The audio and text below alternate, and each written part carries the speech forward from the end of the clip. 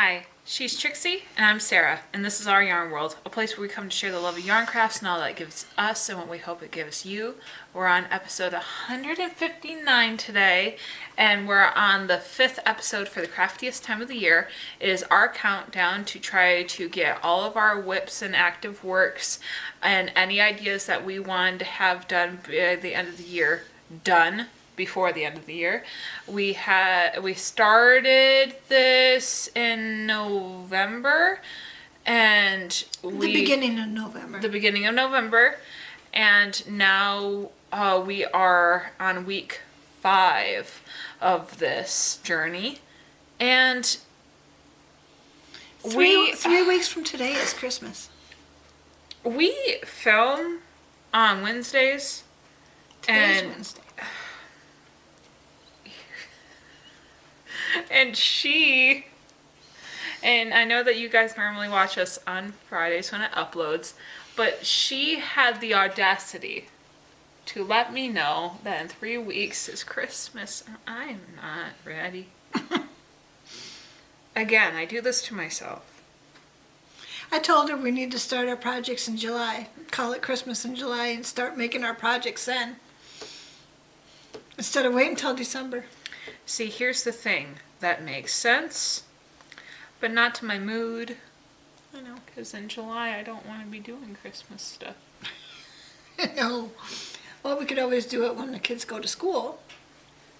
And then we could have time to get things done. Again, that's logical.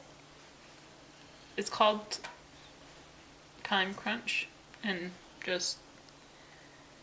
I'm not going to explain myself to you. Because I don't even know what to say. To be fair, they did studies where kids who had timelines compared to kids who, like deadlines to kids that did not have deadlines to get something done, the kids that had the deadlines did better. Yeah. So there is a reality to making planning it. Yeah, making a list and checking it off. But again, we're talking to me. The whole reason that the craftiest time of the year is even here is because of what I do to myself. Yep. And you're just joining it because you think it's absolutely hilarious, don't you? I'm trying to get things done too. You're staring at me when we're talking about this. If you could see off cameras, you could see how many things are on this table right now. I have so much to tell you. You look like you're about to cry. Well, let's just start with a finished project. Thank you, Lord. Okay. Are you excited? The mosaic lap blanket is done. And it's so pretty. I'm just so happy with it. So all the different colors, reds in between each one. And we've got the blue and then we got the red again. And I made sure it was a little thicker on each end so that it was finished. I'm going to leave the fringe on either side because it's decorative. Did you tie them? Yep, I tied each one of them. It's secure and it is done. So I can mark that one off the list. And list making is a good way to get things done. The studies have shown that if you write things down, you are more likely to get it done. So, okay, we've got that. Now, I made something else. Am I supposed to see this? Yeah, you can see it. Okay. I bought myself some, That's thin yarn. yeah. Wait a minute. Last week we were talking about, Wait, what was this for? I haven't told you yet. Last week we went and bought some number 2 weight big twist amigurumi yarn. I bought a brown and a pink. And the color names are, let me find them. Come on. Oh, the color name is chocolate milk and strawberry milk. I just thought that was really clever.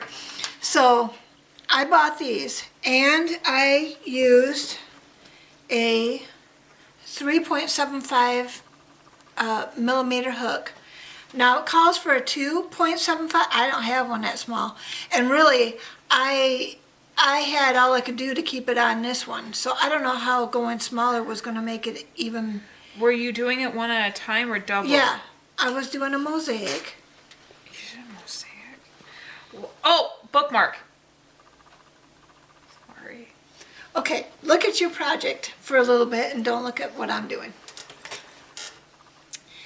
I made a pattern and then I proceeded to do it with yarn, and it is going to be a little bookmark. I wanted the thin yarn to make sure that it would, not warp the pages or anything like that.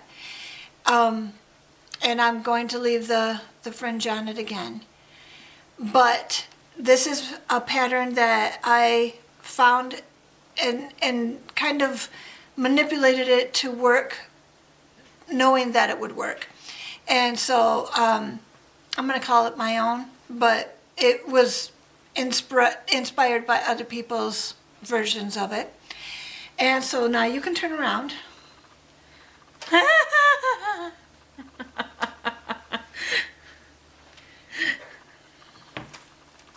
It's a bookmark? Yeah.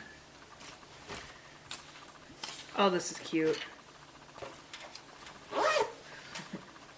So, and it all fit right here in my crochet bag. It's like a Neapolitan Yeah, it's really cute. stall. I love it. Thank you. Yeah. And it only took me a couple of hours. Only a couple of hours. Yeah. So, then I had an idea of if you were ever going to give somebody something and they had to take care of it, like perhaps this blanket or that bookmark or whatever, and you wanted to give them the care instructions, you could just, give them the label or write your own on a piece of paper for them, your instructions for them off from the label, and that way they always know how to take care of it. So that just came to me. I saw the label and it was like, oh, it gives you the care instructions too, which I knew, but it was a reminder of it. And so I thought, well, maybe I would just pass that on to you guys. So I was over at Sarah's this week, and her husband wants a blanket with 2 yarns, and He wants one of Mom's scrappy blankets. yeah, and so he had gone to Goodwill, they had gone to Goodwill, and he had found 3 bags with this Bernat denim style yarn in it, and it is awesome. And they ended up getting 13 skeins of this, and I am matching it up with black. Sarah ended up having a black yarn for me the other day when I was over there so I could get started, but I had already bought black from Dollar Tree, which is the Premier Just 1 Pound, the $5 yarn, and it is a 4-weight, and I have this whole one, and if I need more I can go get some more, but I'm using a 10 millimeter hook. I used an 11.5 to make the chain. so that it wouldn't bunch up at the bottom. And this is what it's looking like. Isn't that pretty? So you have the white and blue in this, and then you have the black to go with it, and it just, oh, so pretty. When I first started this, I'm just like, oh, that's going to be so great. And with the way that winter is here to stay, it's been here since the end of Thanksgiving night. It started to snow, and it's gotten cold, and I don't think it's going to go away this time. And so everybody's clamoring for a nice cozy blanket, and so I'm happy to oblige. I'm trying to get it done for Christmas for him. He doesn't know that I'm even doing it yet. He hasn't even asked me. Sarah asked me to do it, and I'm trying to surprise him before he can even ask. So that'll be nice. But speaking of Thanksgiving, we hosted Thanksgiving at our house this year. And an idea that I had this year was for the kids to write letters to Santa. We have a mailbox. Like a North Pole style mailbox. Yeah, that we just hang on the wall. We actually have a lantern that we hang it on, but you could hang it on the wall. And so when my husband and I were out thrifting, I found a pad of perfect print holiday stationery, 25 sheets, and originally it's $1.99. I found it for 79 cents. Now it does not have the stripes on it. It just has Mr. Santa Claus with a quill pen. And so I had the kids write letters on the Santa paper. And my husband said, well, you need to find stickers so that they can mail it. So it came already with 25 stickers that say Merry Christmas on them. And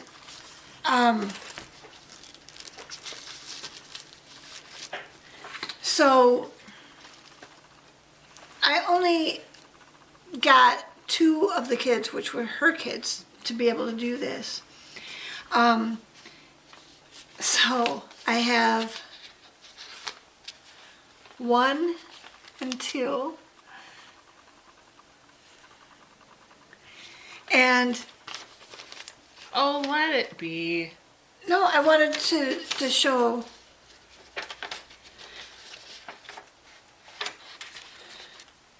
little Caniel's signature. He told me what he wanted. I wrote it down, and then he signed it. And Olivia, she turned 6 in August. She's very much interested in her own name. The first sentence she wanted was, I hope you had a good day. But she signed it with her first and last name, and then she wrote on there, No. I know. She wrote on there, I love Santa. So it's sweet, and it was funny because the aunts were sitting in the chairs in the living room, and we have a kids table that was in the living room as well. And so with Caniels, I kept asking them, what else do you want? And what else do you want? And I did that with Olivia too. But the aunts were sitting there. And so they heard what Caniel wanted. When Olivia came over, one of the aunts did not hear what Olivia had requested. And so she came over and she said, Olivia, can I read your letter to Santa before we send it off to him? And she said, yeah. So she read it out loud, and she says, oh, what a great letter. And she says, now he's going to know exactly what you want. And So I had the kids put it into the Santa mailbox. And then when they left, I opened them and I shared it with her over text because I want to be able to keep these letters for them. Yeah. And so right now they think they're on their way to Santa's workshop. And hopefully we can all spread the cheer over Christmas for them, that they can get what they're asking for. But also, and then I will let Sarah speak. You're good. I have something from Kaniel. His birthday's in January, kind of right at the beginning, day after hers. And I was watching him the other day, and they had quiet time in their rooms. And he asked for a glue stick. So he came out and he found one, and then he went back into his room. And when he came out with this. And he told me that I need to bring it to his birthday party and give it back to him. Well, I thought it was a gift, and Sarah just told me before the video started that that's his invitation. I think it's his invitation because he made me one too that I have to bring back to his birthday party. Yeah, and we're supposed to hand it back because we're invited to his party. And so, isn't that cute? Even the kids are getting involved with the craftiest time of the year. Yeah, he saves every scrap of, like, in his mind, what is possible to be recycled stuff, and then he makes things out of it. I think it's clever. So he's taken right after us. And I believe that is it. What are you working on? Wow.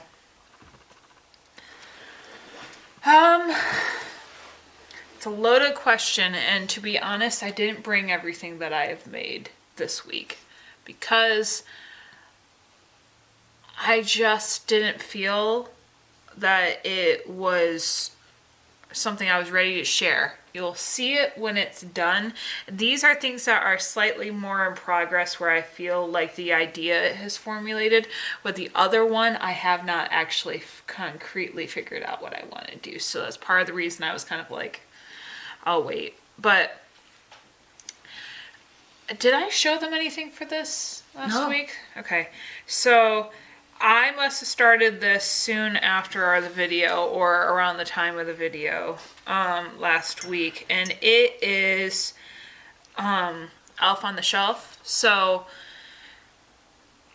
a lot of people own them. They bought them at the store. They got them as gifts or how have you. But I didn't want to go buy one. I wanted to make one. And so I'm making my own. And yeah, it's not fully finished. But this is where I'm at with him. He has little pointy ears and a little crooked smile with nose and his eyes and holly on his hat. And I've already started. I know that this looks weird, but the reason why they're separated is because I want to angle it so he's able to sit. So which is why I have it like this. And I also put weighted beads in his bum so that he'd be able to level out a little bit. But the reason why I don't have the arms and his legs done already is because I plan to do a white and green stripe, like stockings, maybe even for his arms too. Yeah.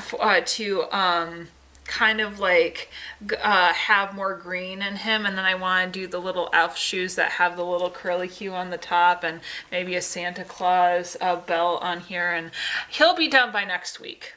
And I know that normally the Elf on the Shelf comes out around December 1st. But this is our first year with him. And I keep warning the kids that when he comes, he's coming to watch them.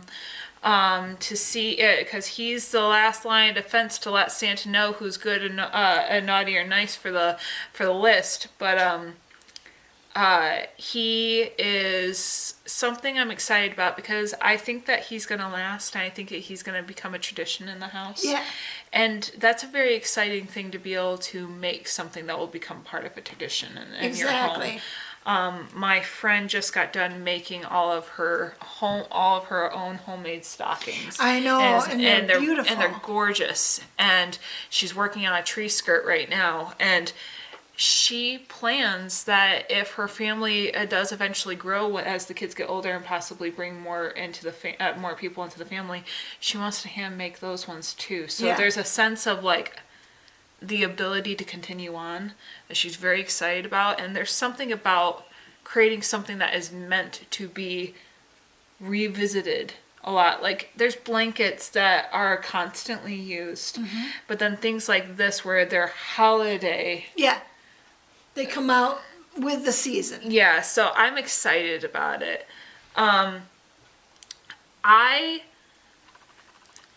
Because of the funk I've been in and the moods that I've been in, I keep trying to find ways of inspiring myself.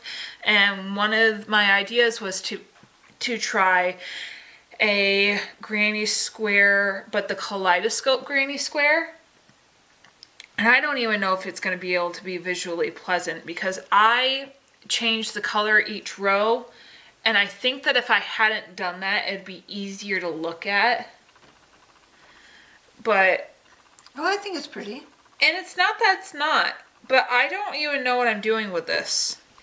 I suggested you make a chicken out of it. Yeah, there's a lot of things I still could do with something like this. It's just one of those things where it's like, I had an idea. I was also just trying to give myself something to do to keep myself working and still having yarn in my hands and constantly doing stuff while I'm figuring things out. But I don't know. It was just one of those things where I'm proud of it, but I'm also like, if I were to do it again, my repeat on the colors would look different. Because this is really pretty, but I also would need to go a size higher when it comes to my crochet hook because I'm such a tight knitter, crocheter, and it's not that this doesn't look like it lays flat, but there's still a slight curve and it's driving me nuts. So yeah, it's pretty. And I think that making these is like as their own like squares for a blanket and not continuing out even would be pretty, or even making this like making several of these and then making a table runner out of them or something would be genuinely like fun.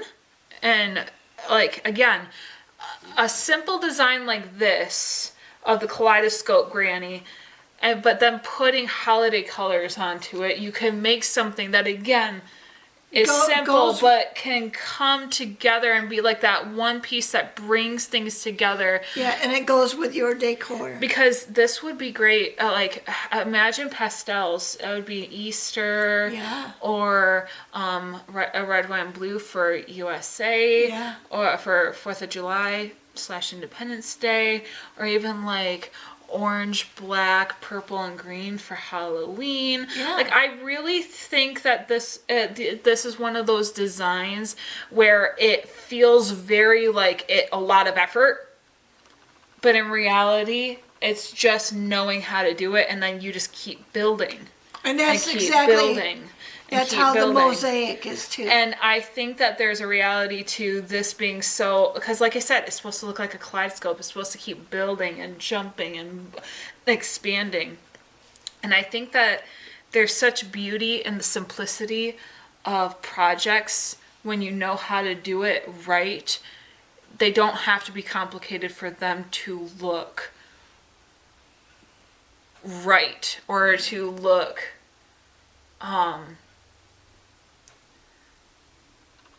that the effort putting into it and how it's created speaks for itself, even if the simplicity to the creator, it's simple. The project still turns out with all the effort that something like this has. Because like I said, I dedicated to keep changing the colors every single time, and I have no ends. Because I worked them in every single time, because I was dedicated to not having any ends every single row, because I did not want to have something hanging off every single time. And so, but that's not something that's always easy. And like I said, that level of dedication sometimes all the stop and go might be monotonous, but it makes for quite an appealing, crisp image at the end. So, pattern, place to get this fiber spider. I know I talk about this dude all the time, but he's my favorite. Look up Kaleidoscope Granny fiber spider. He's my favorite. He's so calm to listen to as well. He's a good teacher. Yes. He also does audiobooks. He will read books that are free to purchase and buy and do that sort of stuff on, and he does audio reads awesome. Too, so that's fun. One of the last things before I show you what I'm working on right now is, like I said, brainstorming through Pinterest what I wanted to do and see accomplished for Christmas. In my head, I was like, okay, I know that my nephew Nicholas wants me to make him a Luigi. I can do that. I know that my nephew Noah wants me to make him a dodo bird. Okay, I can do that. I have some ideas as to what to do for my niece Journey and my other nephew, nephew Braxton. There's things where it's like, okay, they're taking shape in my head. I'm not ready for them, but they're taking shape. They might not even be a whip or anything in progress, but they're in here and they're in the lineup. But with my children, like my son has already made it clear what he wants for Christmas, specifically handmade. And I already have an idea as to what I want to do for his birthday gift, which is following Christmas in the beginning of January. So there's a level of like, I could work on those things, but I just wasn't in the mood for them. And again, being a mood reader literally means you're kind of at the will of what you want to get done at that very moment. And it's not that I can't force myself to get into a rhythm and just do something, because I can, but there's just a sense of it's easier when you actually enjoy what you're doing and it doesn't feel like a chore. And I'm not saying that making things for the people I love is a chore, but I want to be in the mood for what I'm making when I'm making it.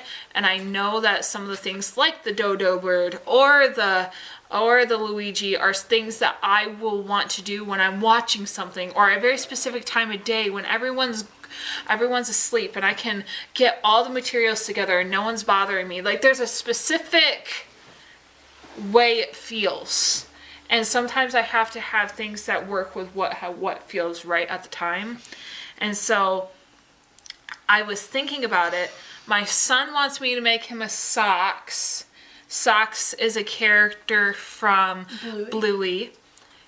They are, I don't know how to place them. I think that they're supposed to be a developmentally challenged character child.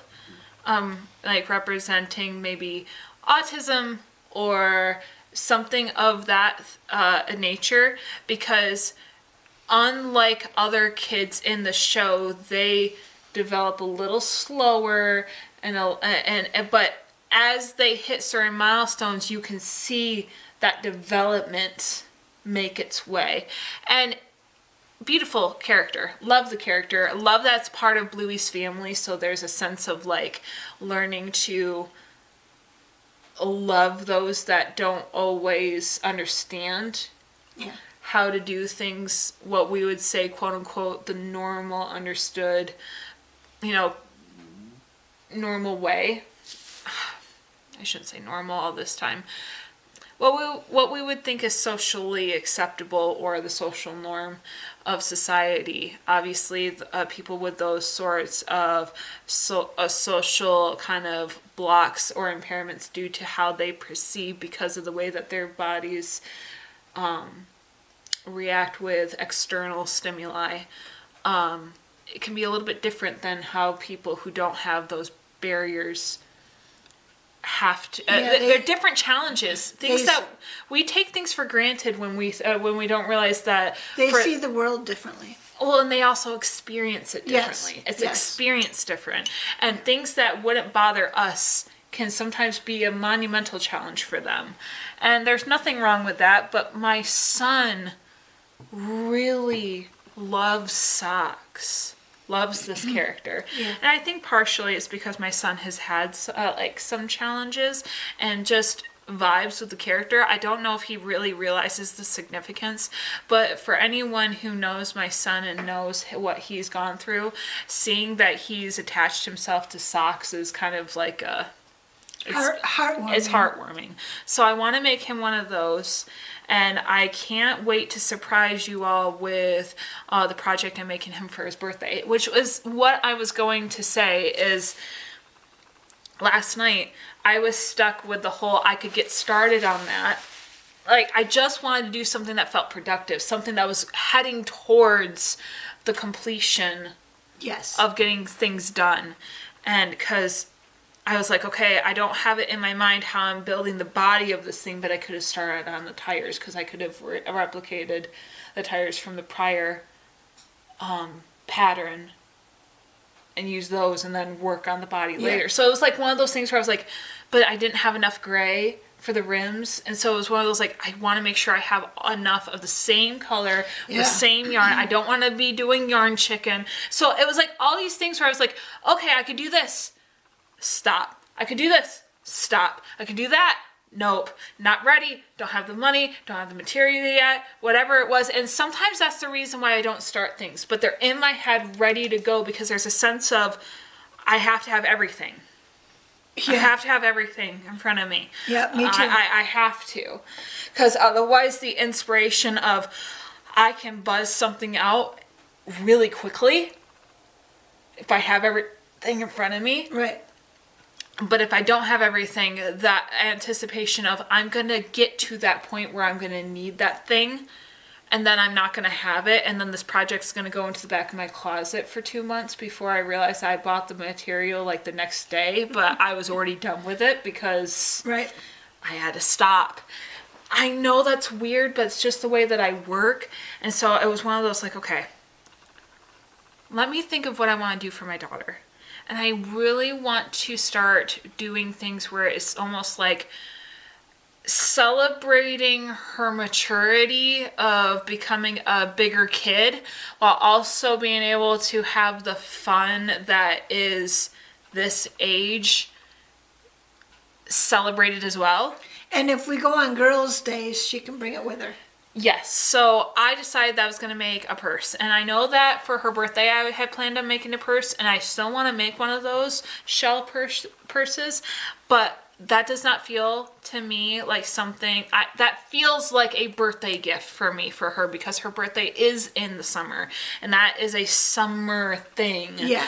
I want to, and I know that this might feel summer, but this feels very specific, like this feels just very much her in a way that's different from that project. So I saw an idea where it's the puffy flowers, but a purse, like a flat, like,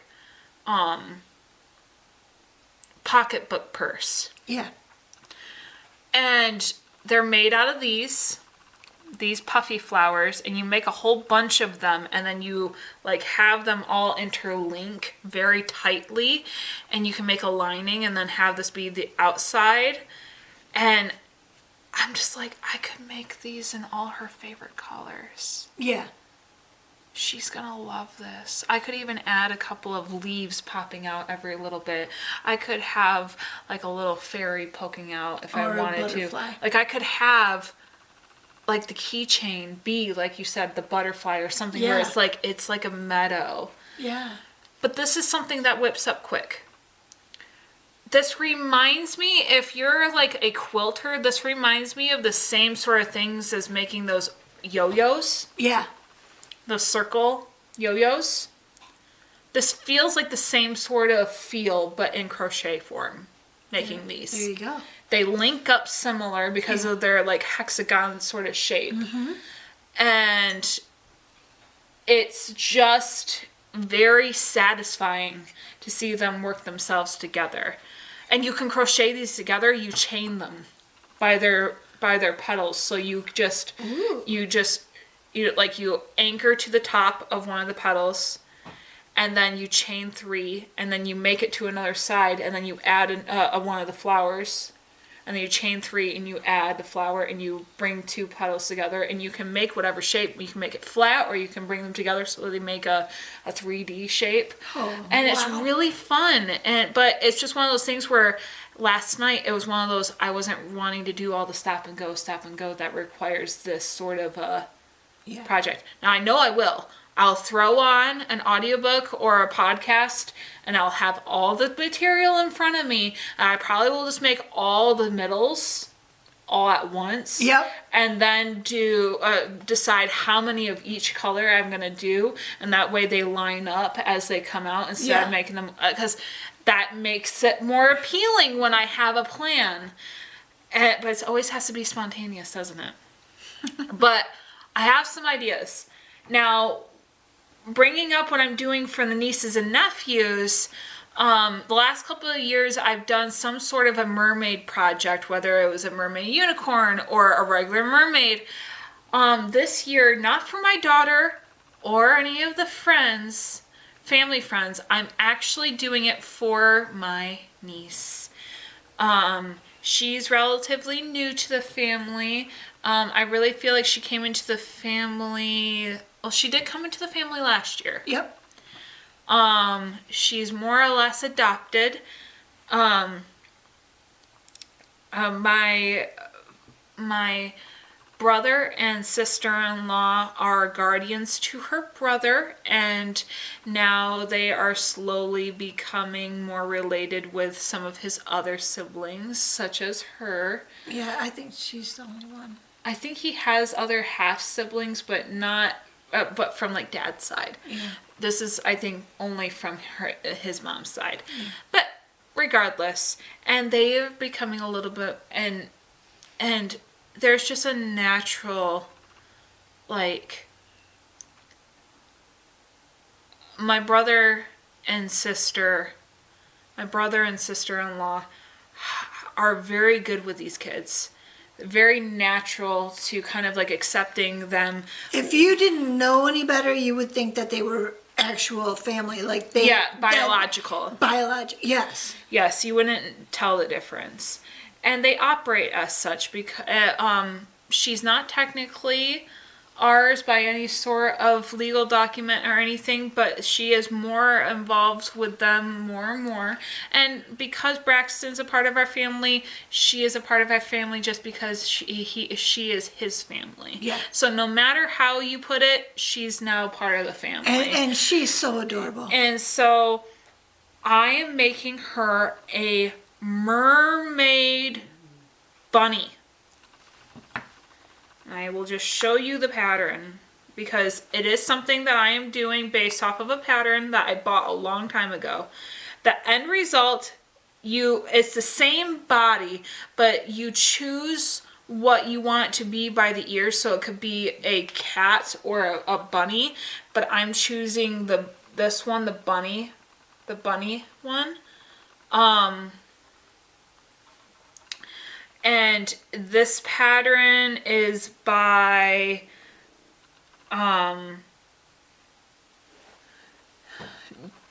Julia Pia.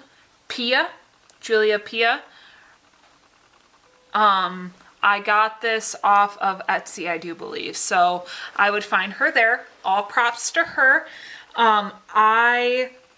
I think that she makes great patterns. This is working out quite... I literally just started this morning.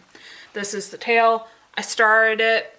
I would have had it further along, except I had other appointments today, so I had to stop. But literally, I have this teal color. I'm working in this coral color. I'm going to use white as well for like the clothing and the patchwork on the face. And I think my variation is going to have really colorful tail feathers, and I know that they want you to have like, it's optional to put a tutu or even like a little bow at the top or a flower or crown or whatever. So like there's a lot of different options, but she had it in a thinner yarn, I think. Yeah, it's like the hook size was 1.5 millimeters Oh my and gosh. 1.25 milliliters. So millimeters. So that was it's supposed to be a tinier figure based off of her estimates. I'm using a 4-weight acrylic yarn And with then a this is 5 millimeter hook. This is a 4-year-old. She's gonna love Yeah, having a yeah. bigger So toy. it's gonna be much more of a proper sized stuffy. So that should be done by next week. So the elf should be done by next week. This should be done by next week. I probably will have already started on some of the boys' projects for by next week, and even I should have more done on Olivia's purse by next week. So those are the things that I'm estimating to have a bit more stuff done. I have technically gotten quite a bit into another project for Olivia. It's a pillow that I'm making, but I'm trying to decide what I want it to be because she has squishmallows and she also has these things that are called, oh good lord, what are they called? Shopkins. And I thought that I could choose a Shopkin design and actually make it like kind of make the pillow look like a Shopkin, because the Shopkins are those little figures that she brought over that one day, the little with the little, but making the pillow a Shopkin because it's that perfect a rectangle box shape, and I could just choose one of her Shopkins and then be like, okay, the face goes in this corner and it has this, and then it could have the little crown in the corner and it could have like the little hands and stuff, so she could have a pillow that's a Shopkin. Yeah, that's a good idea. So I should have that possibly done by next week as well. But yeah, it's just one of those things where I'm a mood reader, I'm a mood crafter, so I can be disciplined, but there has to be a bit of like a organized crime when it comes to this, where it's like, to make this project for Olivia, I have to have a little bit more of a vision. Because I'm not buying a pattern, I just know in theory how to do it. And because my theory is pretty confident, because I've seen people make these before, I know that I probably could just make one if I try. And therefore, it's the effort that I have to conjure up to then do that, especially when my mind is already on other things. That can be very hard when I feel like my mind is multitasking all these projects at once, and I have a hard time organizing how I'm doing this. It's part of the reason why this project is whipping up so fast is because all the work is already out of it. I have a pattern. I don't have to think about it. I can just read it and be done. I can watch something or listen to an audiobook and be done, which is why I think this thing's going to be done by tonight. I think because my husband already has things that happen in the evenings on Wednesdays, so I get the house to myself in the evening. Yeah. So when the kids go to bed, I think this thing's going to be done by, I'll probably text you what it's going to look like by the end, and then I have one present done. Yeah. Obviously, I plan to go get her other things and fill up the bag that because I normally get like a gift bag and then fill it up. Yeah. But it's just one of those like, it's gonna be fun. I hope y'all have this drive, because like, I feel like I have friends that their way of doing it is they literally bookmark and have scheduled every single time a scheduled sale is happening at a very specific store, whether it's online, in store, or whatever, and then they go and they buy what they can at those specific times so they can save their money while being able to get stuff, which is really smart. Like Black Friday, but literally as every sale is happening in December is what they do. Wow. Whether it's Amazon or anywhere, and they get stuff done. They go to Facebook Marketplace, and this is Stephanie. She is so brilliant when it comes to this. She says she's not organized, but like, I'm just always just like, how did you get so much stuff? And she's like, I just always do it on deals. And I'm like, she's like, I don't know how you got all this stuff done in December. And I'm just like, I didn't do anything else. And so there's a level of like, every one of us has our strengths. Yeah.